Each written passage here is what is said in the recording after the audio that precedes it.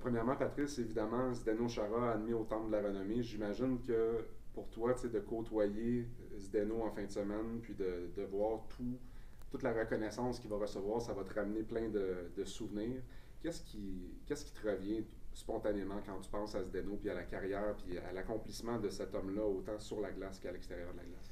Oui, je pense que la première chose, c'est sa prestance, évidemment, avec son gabarit, mais aussi avec son aura et son leadership. Je pense que c'est vraiment ce qui me revient le plus. C'est une personne qui demande un peu le respect par son éthique de travail puis par sa discipline.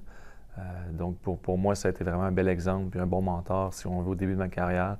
Puis vers la suite, on a créé une bonne chimie ensemble, une belle amitié aussi, pour justement avoir la chance d'être des leaders ensemble avec les Bruins de Boston, mais aussi éventuellement devenir des très bons amis. Donc, ça a été une belle évolution, mais aussi un caractère fort en stature, mais aussi fort en caractère et en leadership. Je m'excuse juste une seconde. Est-ce que l'éclairage, c'est bon? Oui, ok, parfait, c'est bon.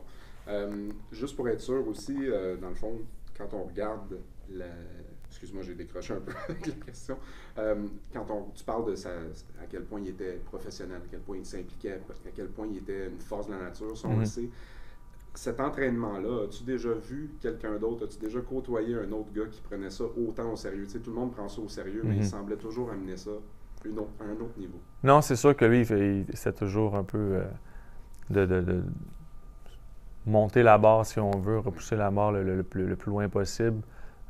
C'est toujours de repousser ses limites aussi en même temps.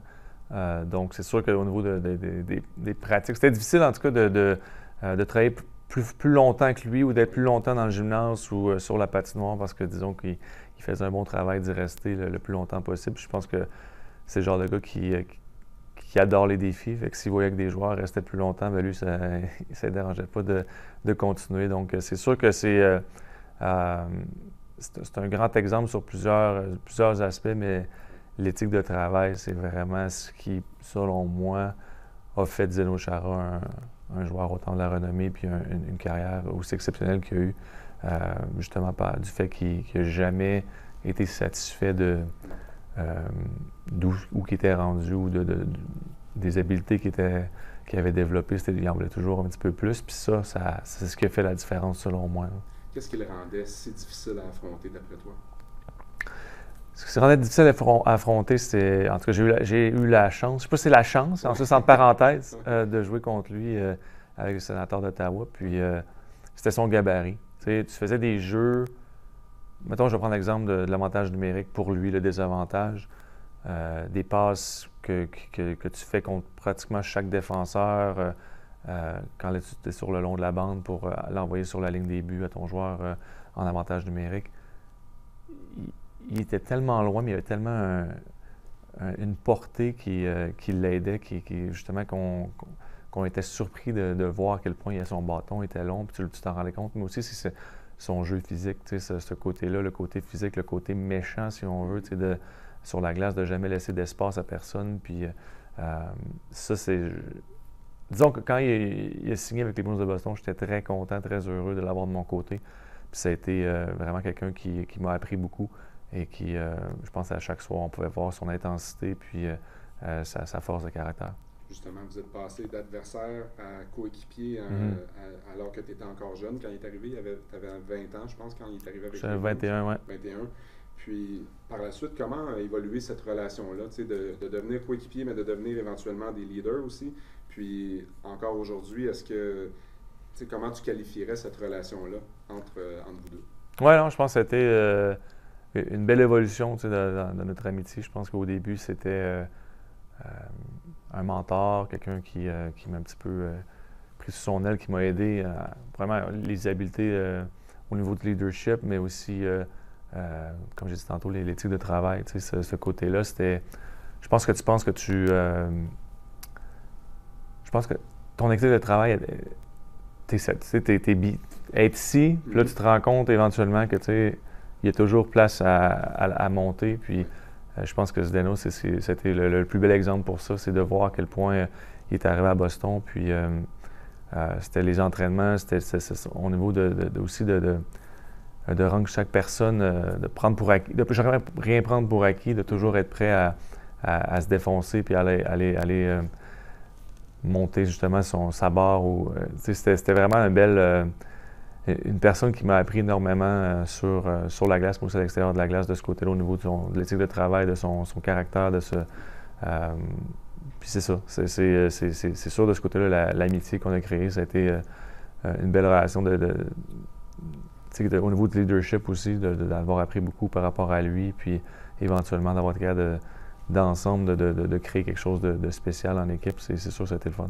Puis on le voit vraiment comme un modèle, comme quelqu'un qui est très droit, qui fait les choses un peu à la perfection. Mm-hmm. Il doit y avoir des petites imperfections, des choses sur lesquelles, tu sais, dans une relation, vous aimez vous taquiner, ou il y a peut-être un petit côté givré, des choses que tu aimerais nous partager par rapport à Zdeno, puis le fait que ça demeure quand même un bon vivant, mis à part le côté parfait du joueur de hockey. Oui, non, Zdeno, c'est un très bon vivant. C'est quelqu'un qui aime ça rire, qui aime ça, tu sais.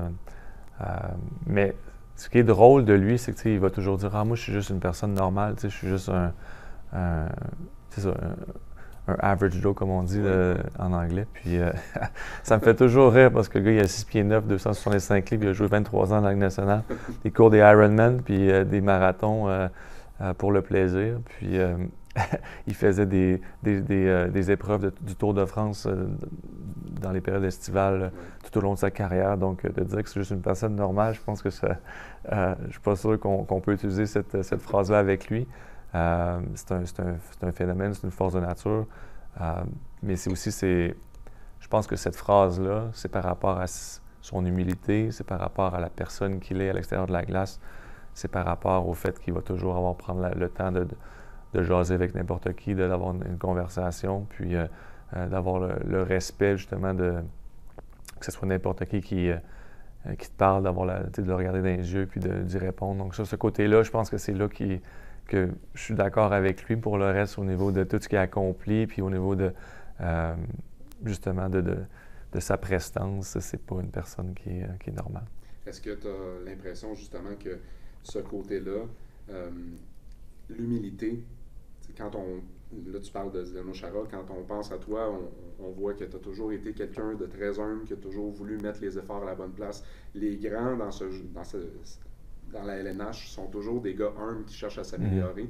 Est-ce que c'est la principale valeur que vous avez voulu passer aux suivants, aux nouveaux joueurs de la génération des Bruins, de rester humble puis de grandir un peu là-dedans?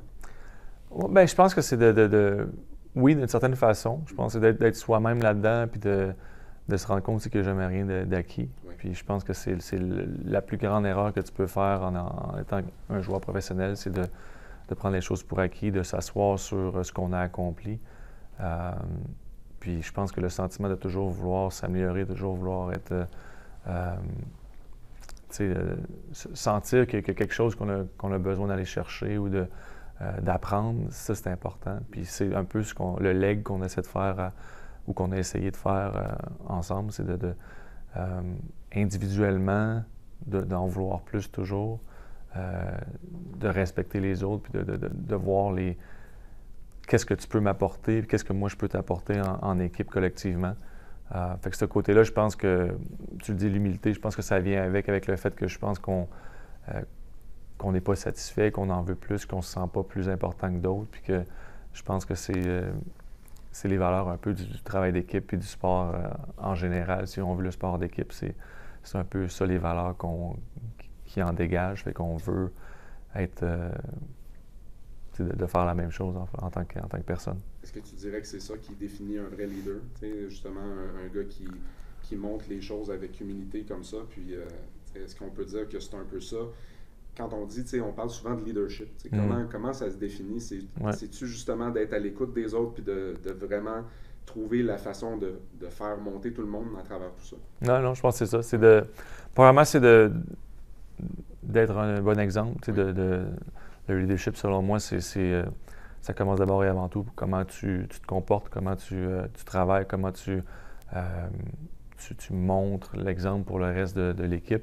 Mais après ça, c'est d'aller chercher le meilleur de chaque joueur, justement en ayant des connexions, en ayant la chance d'apprendre à les connaître, montrer à ces joueurs-là qui sont importants à l'équipe, leurs habiletés, ce qui amène à l'équipe, que ce soit quelqu'un qui vient dans le line-up, qui sort du line-up, peu importe, qu'il ne joue pas tous les matchs, qu'il n'y a pas beaucoup de minutes de temps de jeu, c'est important.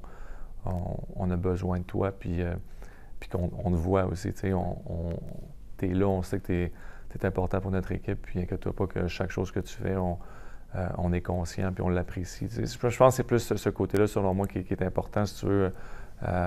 C'est savoir bien s'entourer, de faire confiance à tes autres leaders, qu'eux vont être les ponts avec le reste des joueurs, avec ta gang d'entraîneurs. Je pense que c'est les lignes de communication qui se doivent d'être bien ouvertes, puis d'être bien claires aussi de chaque côté. Je pense que c'est important d'être honnête avec soi-même, puis de se rendre compte que il y a toujours place de s'améliorer, puis c'est dans une organisation, c'est important aussi, pas juste en tant que joueur, mais dans un tout ce qui englobe, dans le fond, l'équipe en entier. Puis quand on parle de grands leaders et de force de la nature, on regarde un gars comme Sidney Crosby à 38 ans qui semble encore être capable de faire des grandes choses, qui déjoue un peu les années. Est-ce que tu es impressionné de voir comment un gars comme lui est capable, tu l'as côtoyé à un très jeune âge justement, tu es impressionné encore de voir à quel point il est capable de faire ça ou il n'y a pas vraiment de surprise avec un gars? Oui, je pense qu'il n'y a pas vraiment de surprise avec Sid. C'est assez impressionnant. Pour moi, ça a été... je suis fier que ça a été le représentant, si on veut, des joueurs pendant si longtemps, le visage de la Ligue nationale, la personne qui... moi, c'était important pour moi de montrer un bon exemple pour les jeunes. Puis je pense que Sid, c'est le joueur parfait, c'est la personne parfaite pour ça. Ça a été ça pendant presque 2 décennies maintenant, puis il continue de le faire. Donc, c'est tout en son honneur. Puis il n'y a pas de surprise avec lui de voir que ça continue. Puis c'est toujours fait de la bonne façon, avec beaucoup de classe. Donc, chapeau à Sid. Quand tu repenses je fais juste un lien avec Sid, justement, quand tu repenses à ton parcours, à toi, ce moment-là au championnat junior où vous êtes ensemble, tu as l'impression que c'est un peu comme une espèce de lancement où on a vraiment vu les vraies couleurs initiales de Patrice Bergeron et de ce qu'il pouvait devenir dans la LNH aux côtés de Sidney comme ça? Oui, c'est une bonne question. Je sais pas, à l'époque, pour moi, c'était... c'est drôle parce que le championnat junior, c'était pendant le lockout. J'ai eu la chance d'y jouer, puis je suis encore reconnaissant de ça parce que quand j'ai grandi, moi, un de mes rêves, c'était justement, en tout cas à court terme, certainement, c'était de faire partie de l'équipe canadienne. C'est quelque chose que j'écoutais avec mon frère, avec ma famille, à chaque Noël. Donc, pour nous, c'était quand même un événement important. Donc, d'en faire partie, c'était assez spécial. D'avoir la chance de le faire avec une équipe aussi extraordinaire qu'on avait en 2005, c'est sûr, ça a rendu les choses encore plus spéciales, puis de gagner. Mais c'est sûr que d'avoir rencontré Sidney avant même, je pense qu'il était déjà Sidney à cette époque-là dans le junior majeur à Rimouski, mais il reste quand même que ça a été le fun d'apprendre à le connaître, puis qu'après ça, de suivre dans plusieurs autres championnats, Coupe du Monde, Olympique, par la suite. Donc, puis de voir aussi la carrière qu'il a accomplie, puis de voir à quel point il y a beaucoup d'attentes, beaucoup de pression sur ses épaules, puis qu'il a non seulement livré la marchandise, mais il en a fait encore plus que ce que le monde s'attendait. Donc, c'est assez impressionnant. Tu mentionnes les Olympiques, justement, ça va être le retour des joueurs de la LNH aux Jeux Olympiques. Ça a été un peu enlevé, justement, ce côté-là, aux joueurs de la LNH pour plusieurs qui voulaient le vivre. Es-tu excité de voir ce que ça va donner comme tournoi avec le haut niveau qu'on est capable d'atteindre présentement? Oui, j'ai hâte de voir ça. Je pense que, on l'a vu l'an passé avec les 4 nations. C'est un tournoi qui... le hockey international, je pense que c'est pour le hockey en général, c'est une plateforme assez exceptionnelle. C'est une façon pour les gens qui ne connaissent pas le hockey de le voir, de le découvrir, le sport. Donc pour moi, c'est la plus belle façon justement de promouvoir ce sport-là au niveau international. Mais là, les Olympiques, c'est l'événement sportif le plus important au monde. En tant que joueur, je pense qu'on veut en faire partie. Tu veux jouer aux Olympiques. Je pense qu'on le voit souvent. C'est souvent un sujet qui revient lors des négociations avec la Ligue nationale. Donc ça ne vient pas d'hier que les joueurs veulent y être. Donc moi, j'ai hâte de voir ces matchs-là. J'ai hâte de regarder. Je vais évidemment prendre le temps de le faire avec mes enfants, puis regarder des matchs. Donc, ouais, je suis excité. Évidemment, on sait très bien pour qui quelle équipe que je vais encourager, mais non, c'est vraiment, moi je trouve que il n'y a rien de mieux pour le sport, puis évidemment c'est une expérience inoubliable, donc pour les joueurs, je sais que ça va être quelque chose d'exceptionnel pour eux. J'ai 2 petites questions en terminant. Évidemment, les choses qui s'en viennent pour toi, on le sait que tu as de l'intérêt peut-être de rester branché avec les Bruins. Est-ce que à court, à moyen terme, il pourrait y avoir quelque chose à ce niveau-là? Puis c'est sûr que tu dois te faire parler beaucoup. J'étais dans le lobby tantôt, évidemment, tu te fais poser la question. Le temps de la renommée l'an prochain, c'est sûr qu'on ne veut pas faire ombrage à la sélection de Zdeno, mais est-ce que par la force des choses, ça devient quelque chose à quoi tu penses, puis tu te dis... ça pourrait être le dernier chapitre, un peu une fois retraité, d'entrer dans le temple de cette façon-là aussi. Oui, bien c'est sûr que ce côté-là, j'ai quand même la difficulté même à y penser. Oui. Je sais que, parce qu'on m'a dit plusieurs fois que l'an prochain, je deviens éligible pour la première fois, mais j'ai toujours dit que le hockey, pour moi, je l'ai fait parce que c'était une passion, parce que puis depuis que je suis tout jeune, que je voulais justement, mon rêve c'était de jouer dans la Ligue nationale, mais au-delà de ça, jamais dans mes rêves les plus fous, j'aurais même pensé de discuter de ça. Donc c'est ce côté-là, c'est comme si j'y pense pas, je m'arrête pas non plus en y pensant. C'est plus, je suis reconnaissant, je trouve que le hockey en général m'a donné beaucoup plus que ce que moi j'étais capable d'y donner.